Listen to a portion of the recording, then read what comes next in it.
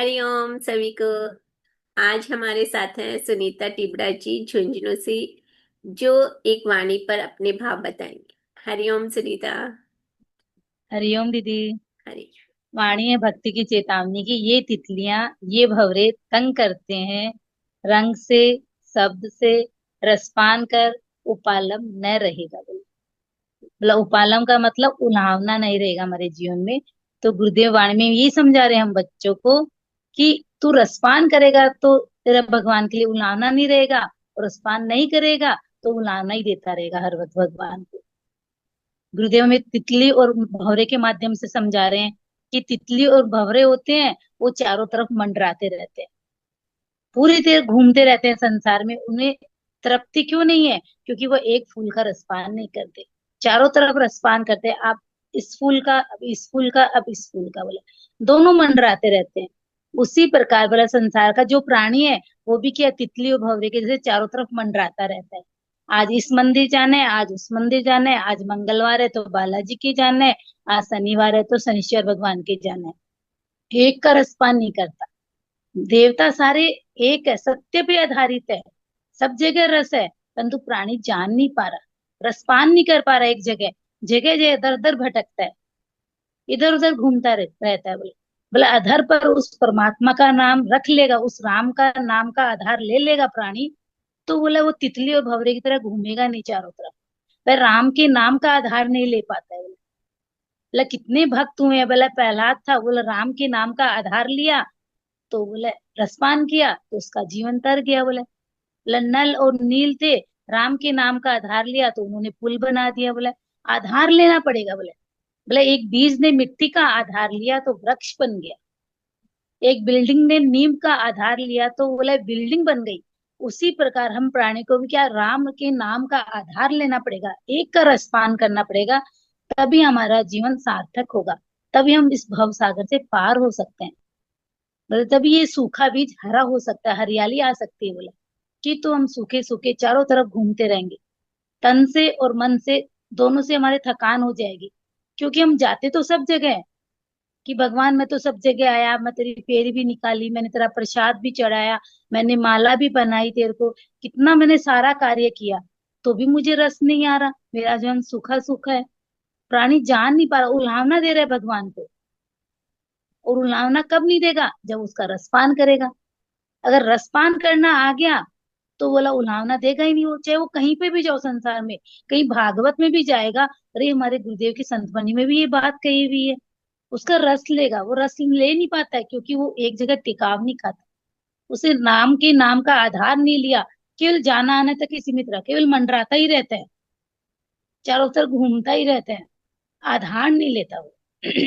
आधार लेगा तो उसको रसपान करना आ जाएगा। बोला देव तो कहते हैं तेरे अंदर ही रस की खान है, तो उसको देख, हमारे अंदर बहुत रस है, परंतु प्राणी जान नहीं पाता। एक संत ही हमें उजागर करते हैं कि तेरे अंदर रस है, तो उसका रसपान कर। बोले संसारिक रस तो हम सब जानते हैं, परंतु हमारे अंदर कितना रस है वो हम नहीं जान पा रहे। बोले गुरुदेव को उलाहना देते रहते हैं, भगवान को उलाहना देते हैं, मैं तेरी इतनी फेरी निकाल रहा हूँ, तो गुरुदेव तो कहते हैं, फेरी क्यों निकाल, तू उस फेर को ही मिटा ले। बोला फेरी निकालनी नहीं पड़ेगी, तो बोला तो एक जगह का ही रसपान कर ले। बोला रसपान करेगा तो तेरा जीवन आनंदमय हो जाएगा। बोले सुनते हैं सत्संग में बड़ी बहनों से, सबसे सुनते हैं, बोला हमारे पास 1 लाख रुपए है, हमने 1 लाख रुपए को इधर उधर 10 जगह कर दिया, तो हम व्यापार नहीं कर सकते।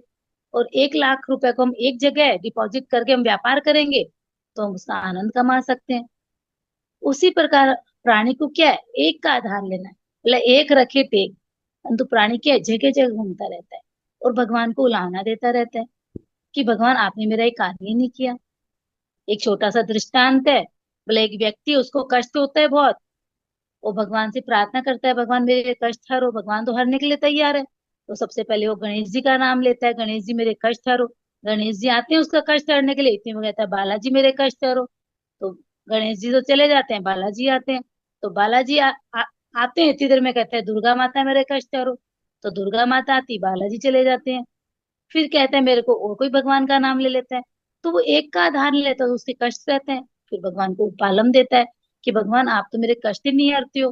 मैं आपको कितना याद करता हूँ, कितनी आपकी पूजा पाठ करता हूँ। तो गुरुदेव यही समझा रहे हैं कि तू मुझे उपालम देने से क्या होगा, तुझे बोला मुझे शिकायत करने से कुछ नहीं होगा। तू एक का आधार नहीं ले रहा, एक का आधार लेगा तो तेरा जीवन सुंदर बन जाएगा, तेरा जीवन भी रसमय बन जाएगा, तेरा सूखा बीज भी हरा हो जाएगा। परंतु प्राणी सुर में नहीं आता है, सुर में आएगा तो ही तो सुरमा बनेगा बोले। सुरमा कब बनेगा, एक परमात्मा के सुर में चलेगा तभी तो सुरमा बनेगा।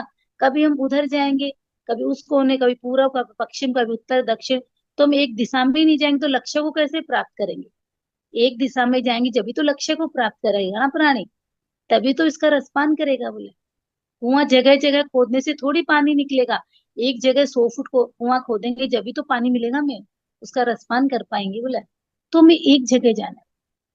राजमा से भी बहुत सुनते थे, जब सत्संग में आते, मतलब हम सत्संग में भी जा रहे हैं और वहां पे भी हमने वाणी का, भजन का, प्रवचन का अगर रसपान नहीं किया तो हम भगवान को उलावने देते हैं, भगवान हम आज सत्संग में, हम तो एक बात ही लेके नहीं है आपके यहाँ से, यूं ही आए यूं ही चले गए, क्योंकि पात्रता नहीं है।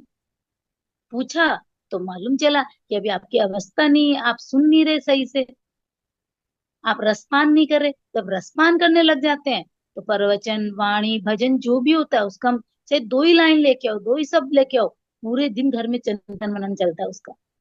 वो है रसपान करना। तुम भगवान को उलावना नहीं देते, हाँ भगवान आज तो आपकी वाणी बहुत सुंदर थी, आपका प्रवचन बहुत सुंदर था, हम बहुत खुश होते हैं, मन से तन से दोनों से खुश होते हैं।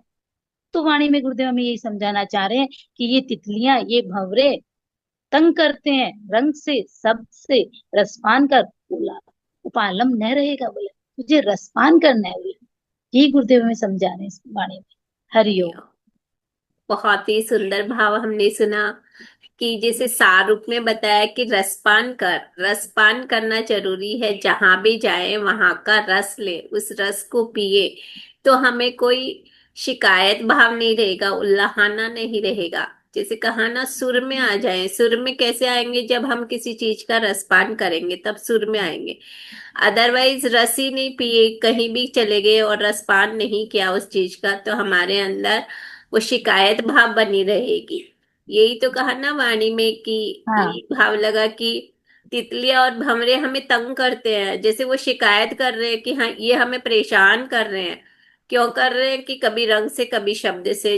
जैसे कि भंवरे की जो आवाज होती है वो किसी को अच्छी नहीं लगती, वो गुनगुन गुनगुन गुनगुन करता रहता गुनगुन है। भौ भौ भौ भौ करता है वो। हाँ, तो वो वैसे करता है तो ऐसे लगता है कि ये आवाज परेशान कर रही है, यानी वो शिकायत है वहां से। लेकिन कहा कि इसी को ही रसपान करने लग जाए, यानी उसी आवाज में ही हम रस लेने लग जाएं, डूब जाएं, तो हमें वो कोई शिकायत ही नहीं रहेगी। तो यहाँ से एक संसार में भी जैसे वही आध्यात्मिकता हमें डे टू डे की लाइफ में जीना सिखाती है कि किस तरह से यदि हम जो भी स्थिति परिस्थिति है उसमें से प्लस पॉइंट ले ले, उसका सार ले ले, उसका रस पी ले, तो हमें शिकायत नहीं रहेगी। और हम ये नहीं बोलेंगे कि ये हमें तंग क्यों करते हैं, मतलब रस पी लिया तो वो भाव हमारा हट जाएगा, तो ये उल्लाहना देना हम बंद कर देंगे। और जो धन्यवाद होता है वो हमारे अंदर से निकलेगा कि शुक्रिया फिर अदा हम, करने लग जाएंगे भगवान हाँ, को। उस खिलावट को, उस रस को पिएंगे, तो महसूस भी करेंगे कि कितना अच्छा है। जैसे कहा ना, वाणी सुन के आए तो लगा इसने भी बहुत सुंदर बोली, उसने भी बहुत सुंदर बोली, क्योंकि वो रस सही लिए है। इसलिए बोल पाए। बहुत ही सुंदर हमने वाणी का भाव सुना।